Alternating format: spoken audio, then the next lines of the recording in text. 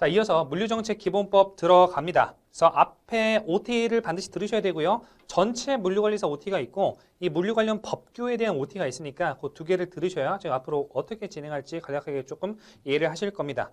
그리고 이제 1, 2, 3, 4과목이랑은 다르게 5과목 같은 경우에는 이 전자칠판을 활용하지 않을 거예요. 그리고 책으로만 진행을 할 건데 필기나 판서할 때만 이렇게 진행을 할 거예요. 왜냐면 교재를 보시면 아시다시피 이게 법령집 형태이기 때문에 교재로 쭉쭉쭉 눈으로 따라가는 게 더 나아요. 그래서 설명할 때만 전자칠판을 쓸 거니까 교재를 준비를 반드시 하시고 그 교재에서 펜하고 자랑, 제가 형광펜 이런 거 준비하라고 말씀을 드렸죠. 기본적인 필기도구 준비를 하시고 들어가겠습니다. 자, 이제 물류정책 기본법부터 들어가는데 들어가기 전에 교재에 대한 약속을 좀 해야 됩니다. 그래서 뭐 예를 들어서 물류정책 기본법의 2조 보시면은 1호 옆에 별 표시가 되어 있죠. 이 별 표시는 뭐냐면은 제가 10년 정도의 물류 관련 법들의 기출문제를 다 분석을 했어요. 물론 그 모든 물류관리사 기출문제는 제가 다 풀어봤습니다. 근데 그 중에서도 최근 10개년, 왜냐면 물류 관련 법규는 계속 개정이 되기 때문에 삭제되고 추가되고 신설되고 이런 것들이 있기 때문에 최근 경향을 반영해서 10개년의 그 출제된 선지들을 바탕으로 제가 별표의 기술을 해놨습니다. 보통 이제 시중도서 같은 경우에는 챕터별로 요 챕터에서 기출, 요 챕터에서 기출 이렇게 이렇게 선정을 해놨는데 저 같은 경우에는 챕터 안에 세부적인 법 문장 어디에서 출제가 됐는가를 바탕으로 제가 별 표시를 달아놓은 거니까 조금 더 타겟화해서 조금 더 집중화돼서 조금 더 세부적으로 보실 수가 있다고 보시면 되겠어요. 자, 그리고 이제 제가 페이지 수로 불러드리지는 않을 거고 어떻게 이제 제가 강의하는 방향이랑 따라오시면 되냐면 제1조 목적이 있고요. 제2조 정의가 있죠. 보시면 제2조 정의가 있고 그 옆에 1번 동그라미 있죠. 얘를 이제 앞으로 항이라고 할 겁니다. 그래서 제가 제2조 1항 보시면 하면은 2조 동그라미 1번 보시면 되는 거예요. 그리고 2조 1항 밑에 1호 물류란이라고 시작하죠. 이렇게 해서 1 물류란 이렇게 시작이 되죠. 그럼 요 아라비아 숫자 1번을 저는 호라고 부를 겁니다. 이게 제가 만들어낸 용어 아니라 법을 읽을 때 어떻게 읽어야 되는지 제가 말씀을 드리는 거예요. 그래서 우리 법을 배우는 사람이니까 법에 맞는 용어를 붙여서 그렇게 읽고 따라가도록 하겠습니다. 자, 그리고 그러면 제2조 1항 2호 보시면 그럼 여러분들은 자동적으로 눈이 어디로 가야 돼요? 물류사업이란 이렇게 가셔야 되겠죠. 그럼 밑에 줄에 가 자동차 이렇게 시작을 하죠. 가 자동차 이렇게 시작을 한단 말이죠. 그럼 저는 이 가를 목이라고 부릅니다. 목. 가, 목, 나, 목, 다, 목 이렇게 부를 거예요. 앞으로. 자, 그러면 따라가 볼까요? 제2조 1항 2호에 라목. 그럼 여러분들 눈이 어디로 가야 돼요? 가목부터 다목까지 물류사업을 종합적 이렇게 해서 그 문장을 저랑 같이 보게 되는 거죠. 되겠죠?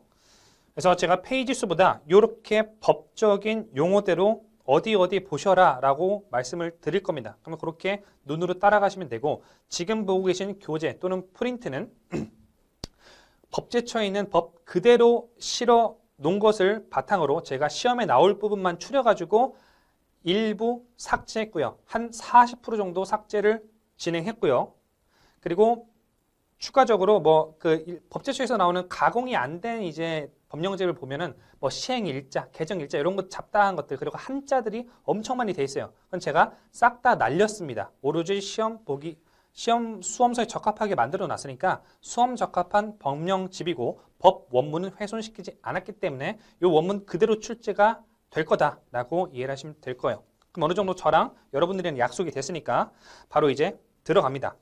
그리고 OT에서 설명드렸듯이 전체적인 개요, 흐름, 숲을 보는 건 필요가 없어요. 왜? 안 나오거든. 그죠? 물류정책 기본법이 어떤 몇 장 그리고 몇 절로 이루어졌는가 그런 거 시험에 안 나옵니다. 오로지 지금 이제 2조 1호에 옆에 있는 별 표시 있죠? 이런 문장 단위로만 출제가 되기 때문에 여러분들은 뭐만 보면 된다? 나무만 보면 된다. 1과목, 2과목, 3과목, 4과목은 숲을 같이 봐야 풀릴 수 있는 것들이 아주 많아요. 근데 5과목은 전형적으로 나무만 보면 됩니다. 왜? 이 과목은 어렵고 엄청나게 양이 많거든요. 그래서 숲을 볼 시간도 없고 그리고 숲을 봐서 문제를 풀 수 있는 것도 아니기 때문에 딱 수험 적합하게만 들어갑니다.